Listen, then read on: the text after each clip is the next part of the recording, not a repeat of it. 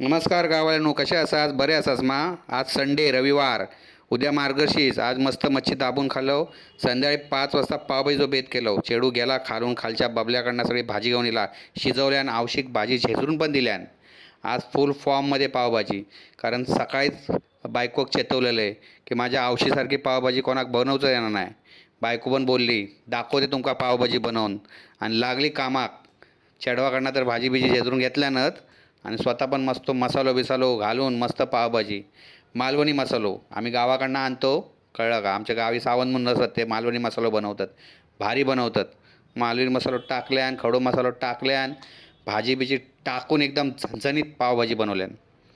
बनवता पावभाजी चांगली, पण कसा आपल्याला जर काय व्हया असा तर थोडी आग लावची लागता. म्हणून तिका चेतवलंय, तुका माझ्या आवशारखी पावभाजी बनवूकच येणार नाही. आणि तिने पण मनावर घेतल्यान आणि पावभाजी करू सुरुवात केल्यान. पावभाजीक तिच्या कलर तर एकदम भारीच येता. असं दिसतं की जसं काय मटणाचा रस्सो बनवलेला. मस्तपैकी भारी पावभाजी बनवण्यान.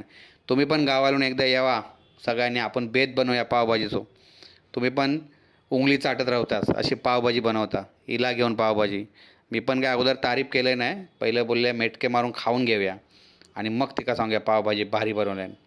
आणि भारीच पावभाजी बनवता. पूर्ण घाम सुटलो अशी झणझणीत पावभाजी बनवल्यान. अशा प्रकारे आमचो रविवारचो बेत यावेळी पावभाजीचो एकदम भारी झालो. मग काय, बाय.